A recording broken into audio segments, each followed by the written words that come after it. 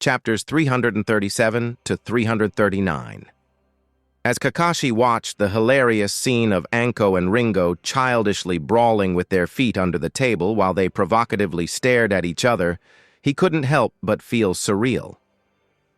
To think Lady Tsunade was a friend of the 5th Mizukage. Kakashi shook his head in silent bemusement. Just how many secrets does the Senju princess have? The 2nd Tsunade became the daimyo. The village started going through a massive overhaul. Every jonin noticed a stark improvement. It was nothing short of miraculous, and cemented her position as their leader in the hearts of Konoha's ninjas. But that didn't mean the most experienced jonins were stupid. They noticed Tsunade pulling otherworldly concepts, never heard of before teaching methods, and outrageous but efficient reforms out of her proverbial posterior.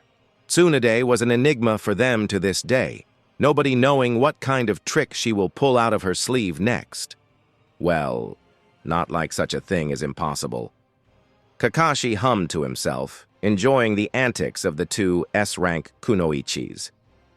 With how much Lady Tsunade traveled, she was bound to meet some interesting people. The world is really unpredictable. He chuckled, his mind trailing off to the person he admired the most. The man who put forth a massive sacrifice, who took his duty as the most important thing. The man who was the role model of the current ninjas. The one and only gallant Jiraiya-sama, who took it upon himself to traverse the world in search of interesting situations, meeting all sorts of interesting people, so he could then relay his important findings to his devoted fans. Truly, a man cut above others. As Kakashi thought about this topic and started outwardly, quietly giggling to himself, inwardly his mind simply refused to settle down. There was something nagging at him, something he couldn't really grasp. That was also when the battle between the two kunoichis intensified. "Hey, I had enough of you."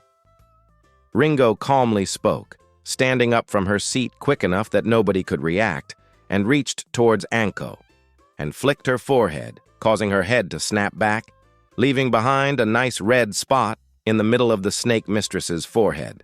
"Oh, Ringo!" Anko whinily drawled while petulantly pouting, her lips quivering in an attempt to garner pity. "That was mean!" Seeing how the two women interacted with each other, how buddy-buddy they were, how calm and relaxed their body language was in the presence of the other. Something finally clicked in Kakashi's head, causing his eyes to go wide in horror. Kakashi desperately hoped he was wrong, but as he went through the happenings of their recent mission, every piece fit perfectly into the puzzle. He slowly turned towards Anko, who lifted her eyebrow at him. It wasn't as if she didn't pay attention to what was going on around her just because she was having a mock fight with Ringo, and gave her the biggest desperate pleading look with his lone eye he could possibly manage. "Anko, please tell me Konoha is not going to form a treaty with Kirigakure," Kakashi begged. "This display, this friendliness." He finally understood what seemed off to him. Lady Tsunade might be a friend of Mizukage, but what about Anko? When did the woman who, as far as Kakashi knew, stayed inside of Konoha for the past few years, manage to become so friendly with the Mizukage? When did the two even meet? It was very fishy. The attitude of the two women and this trail of thoughts gave birth to crazy speculation, one that sent chills crawling up Kakashi's spine. "No, of course not, Kakashi." Anko rolled her eyes, making the white-haired jonin release a relieved sigh. If Konoha signed a treaty with Kiri, it would be tantamount to setting fire to a gunpowder keg. The hidden villages didn't sign alliances and treaties often. Even the treaty between Sunagakure and Konohagakure was shaky at best. In fact, if Suna betrayed Konoha, no other hidden village would bat an eyelash. Not because they were basically enemies, but because it was expected. On the other hand, the hidden villages avoided allying with other major hidden villages because such an action symbolized a threat to their enemies who would also start to ally themselves with other villages. Simply put, It was a surefire way to lead to a ninja war with how paranoid hidden villages were. The only reason why Suna and Konoha could have a treaty between them without Iwa freaking out was that Suna was extremely weak. They could defend well thanks to the environment around their village, but they didn't have the necessary numbers, required funding, and skilled powerhouses to invade. Phew, that gave me a fright. Kakashi mentally chuckled. What did I think? Of course, there would be no treaty between our villages. Even if Kirigakure was weakened by its recent civil war, which it wasn't, and Kakashi knew that very well. Iwa and Kumo would not take kindly to Konoha pacting with Kirigakure. Lady Tsunade would not be so Konoha and Kirigakure are going to enter a three-way alliance alongside Tsunagakure. Ringo casually revealed, making Kakashi freeze in his spot and the jaws of the other occupants of the room to drop to the ground. Just as I thought. Wait, what? Kakashi's eyes bulged out as he abruptly stood up and shouted without even realizing it. You can't! It will be the start of a new ninja war. Everybody looked at him in surprise except for Anko and Ringo. Zabuza didn't care for politics, so this conclusion was a new thing for him. The Genins of Team 7 stared at Kakashi, not expecting the lazy and casual Jonin to burst out like this. It only showed them how serious the situation was. Raiga suddenly understood what would happen in the future and why Ringo decided to give him this chance instead of outright killing him. As for the prisoners, even they were speechless. Ringo just raised an eyebrow at Kakashi, who finally realized he just screamed at Mizukage before awkwardly sitting down with a muted, "Sorry." And you think we are not aware of how the hornet's nest will be disturbed after that? Ringo clicked her tongue. Do you think Tsunagakure is the same as it was 5 years ago? Or that Kirigakure stagnated under my watch? No, Hatake. I am genuinely surprised that Iwa and Kumo did not yet demand the dissolution of the treaty between Konoha and Suna with how much stronger Suna became in recent years. She calmly spoke, explaining the situation. The only reason for that is that they have no clue about it, Anko quipped in. As Tsunade's apprentice, Anko was privy to a lot of information, the kind that would cause a lesser man nightmares and worries. Yes, Ringo nodded. It doesn't matter if we form an alliance or not. Once Iwa and Kumo get wind of exactly how much improvement our reforms have caused for our villages, they will inevitably join together to fight us, if only to drag us back to their level. These past few years were very strenuous. Getting rid of every spy in the village was a lot of work, but I am not delusional.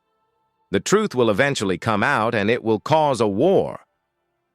Frankly, it wasn't strenuous for Ringo. With Ray's SEALs taking care of spies and infiltrators was as easy as setting up a detection barrier around the village. Kinda the same thing, but improved. Konoha had around theirs, but never used under Hiruzen's watch. Lady Tsunade didn't introduce too many reforms since her rule started. Anko looked around the room, especially at her 3 students, and decided now was as good time as any to reveal a few unimportant village secrets. But that frankly doesn't matter. Lady Tsunade wants to start improving Konoha on a large scale, but she can't because she knows Iwa and Kumo would notice it. Konoha has too many merchants, too many civilians calling it home. While Kirigakure and Tsunagakure also had civilians, Suna was in a very inhospitable place, hence not that many merchants visited. The information coming and going could be easily regulated. As for Kiri, they were always a village focusing more on the assassination.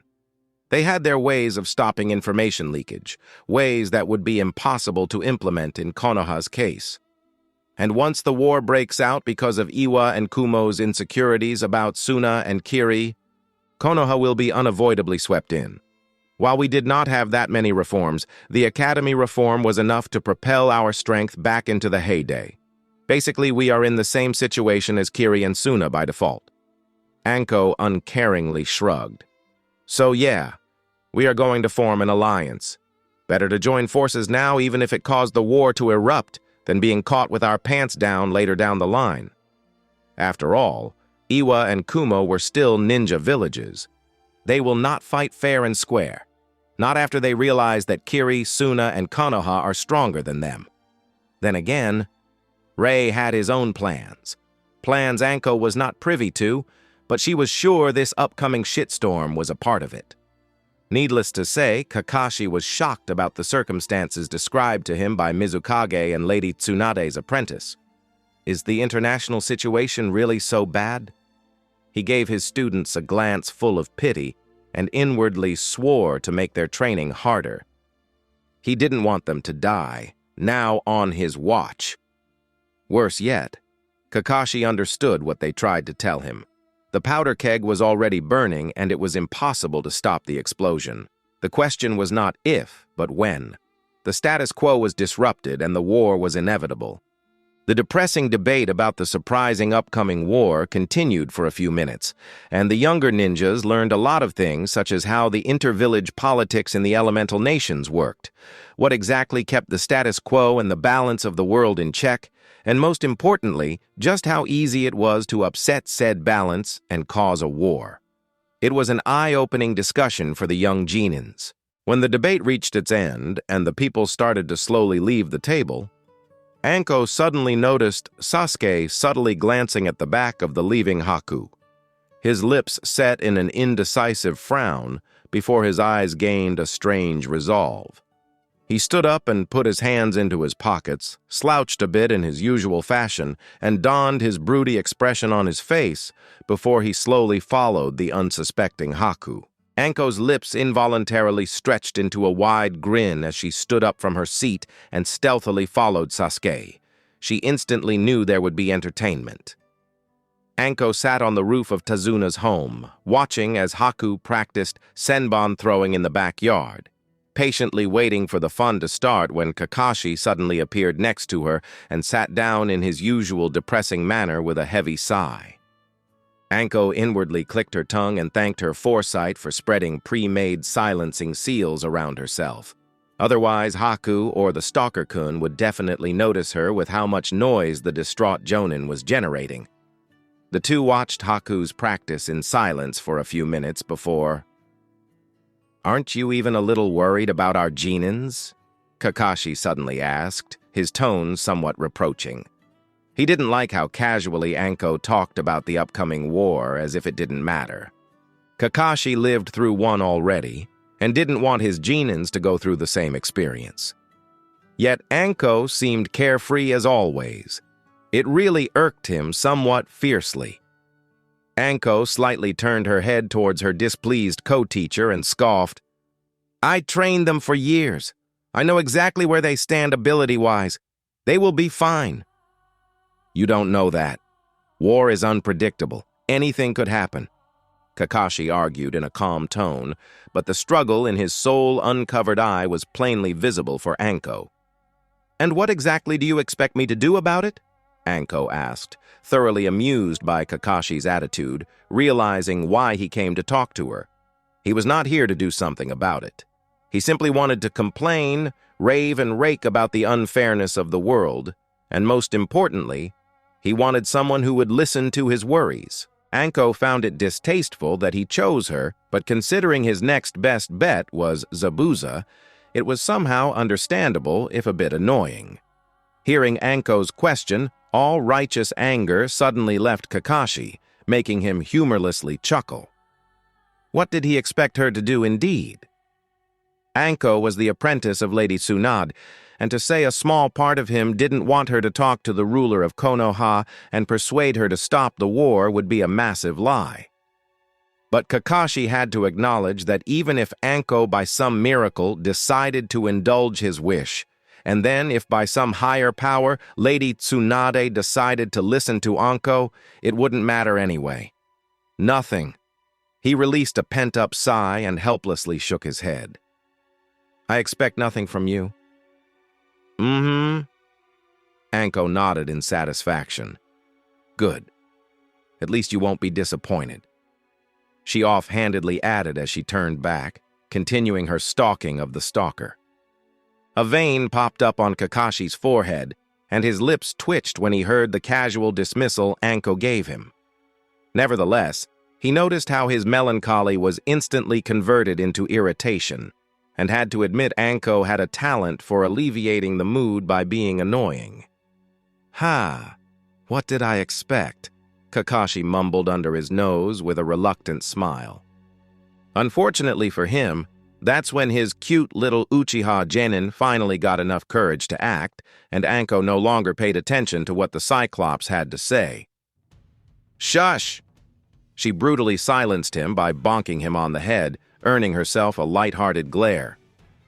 As he glared at Anko, Kakashi noticed she was too focused on something in the backyard and curiously turned his gaze towards it, only for his jaw to drop when he noticed the fidgeting Sasuke freaking Uchiha, the broody emo edgelord himself, approaching Haku with an utterly insecure expression.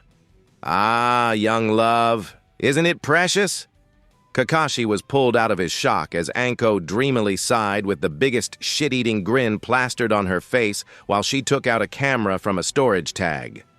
He realized what would shortly happen and could only offer Sasuke a pitiful glance. "This woman is too evil. I am sorry, Sasuke, your teacher is incapable of saving you."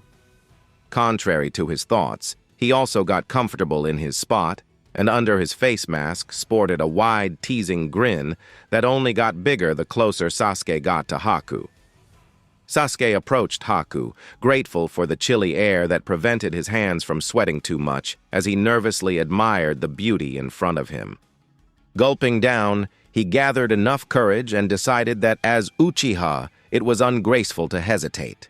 This might be his last chance to speak to Haku, and he will not miss it. Haku noticed Sasuke. In fact, Haku knew Sasuke was standing there, observing, and truth to be told, it was creepy as heck.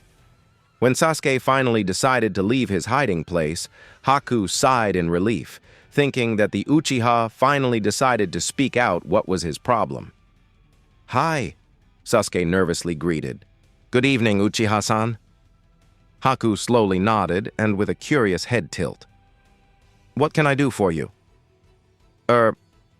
I wanted to, Sasuke fidgeted. "I mean, might be the last time we see each other since we are from different villages and—" He paused, embarrassedly looking for proper words. "Yes?" Haku asked, not really getting what the boy wanted. This was getting too weird. "Hey, just do it!" Sasuke mentally encouraged himself. "What is the worst that could happen?" "What I want to say is..." Sasuke took a deep breath.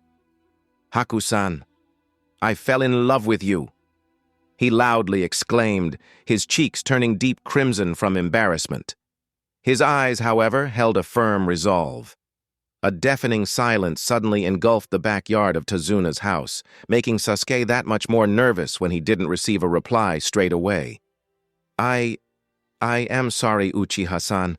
I don't swing that way," Haku awkwardly stated in a flabbergasted voice that still held a polite undertone. You are lesbian?" Sasuke frowned.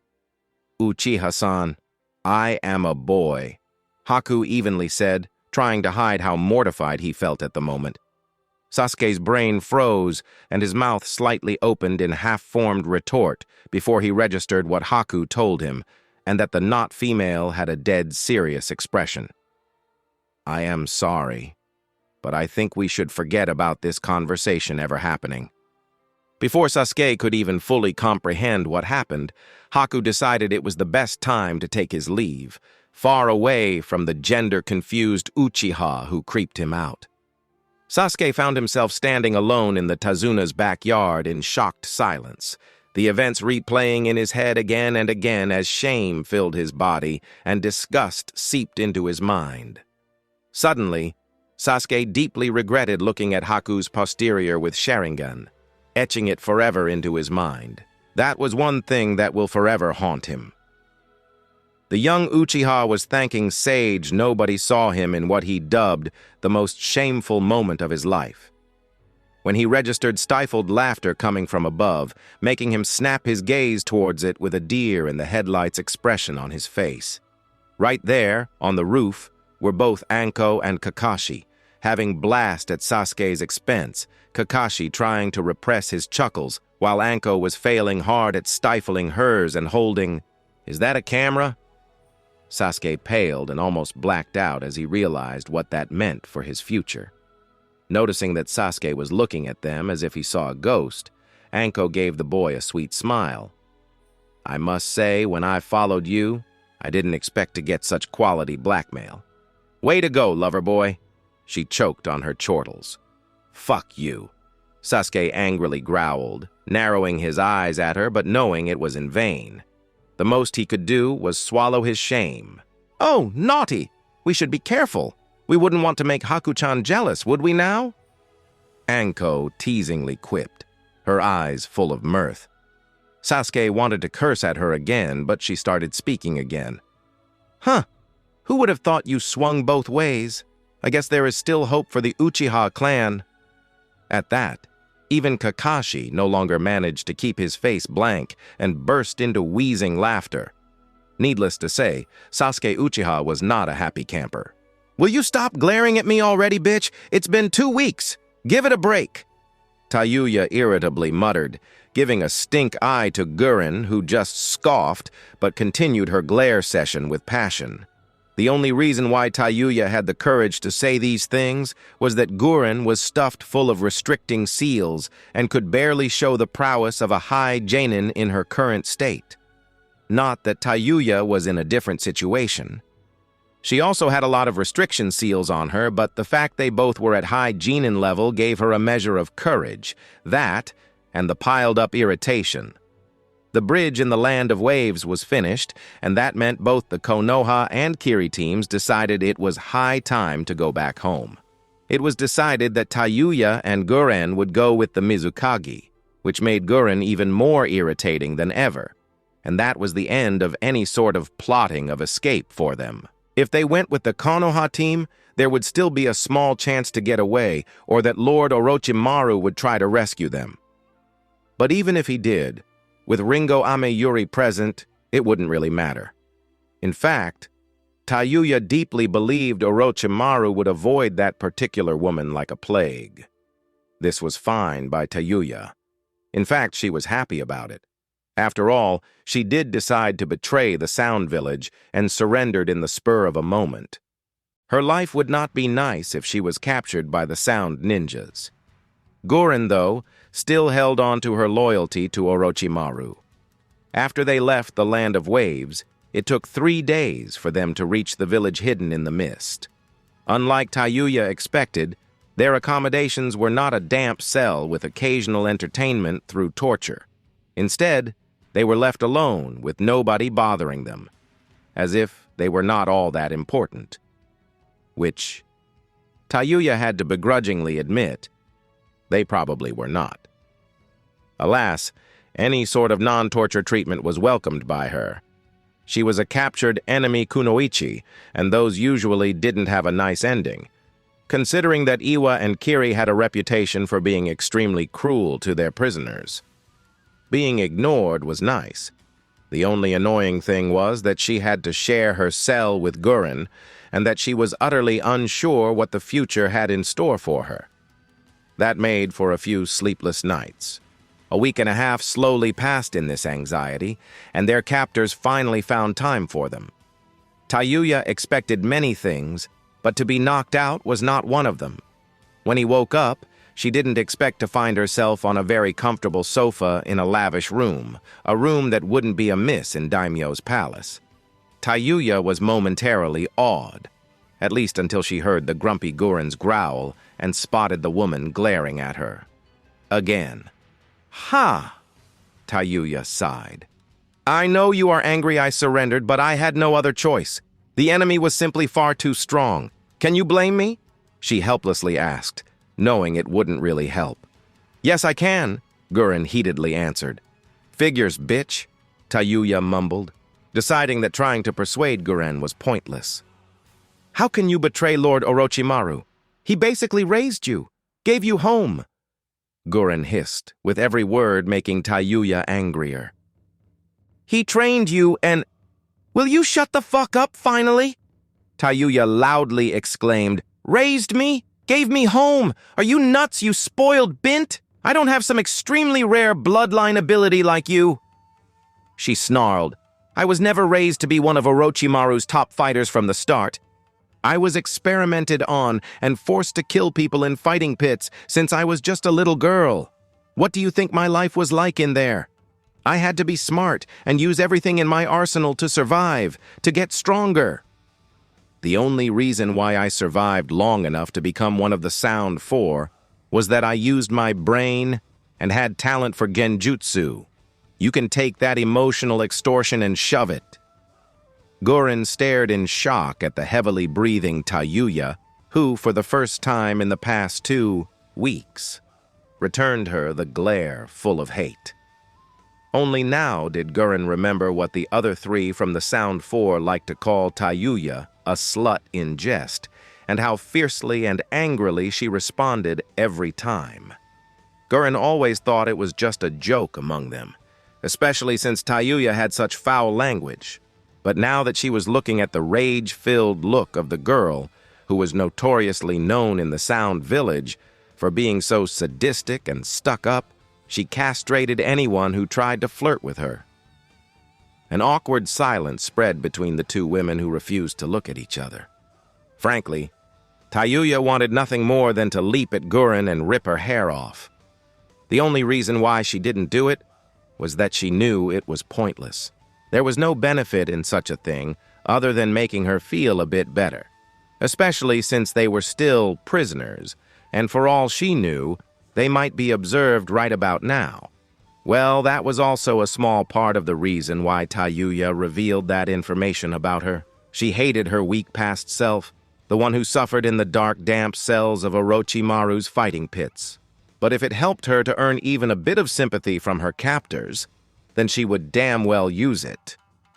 And under Orochimaru, Tayuya quickly learned when to suppress her own wants and desires for the bigger picture anyway, to set her own personal feelings to the side in order to reach her desired goal.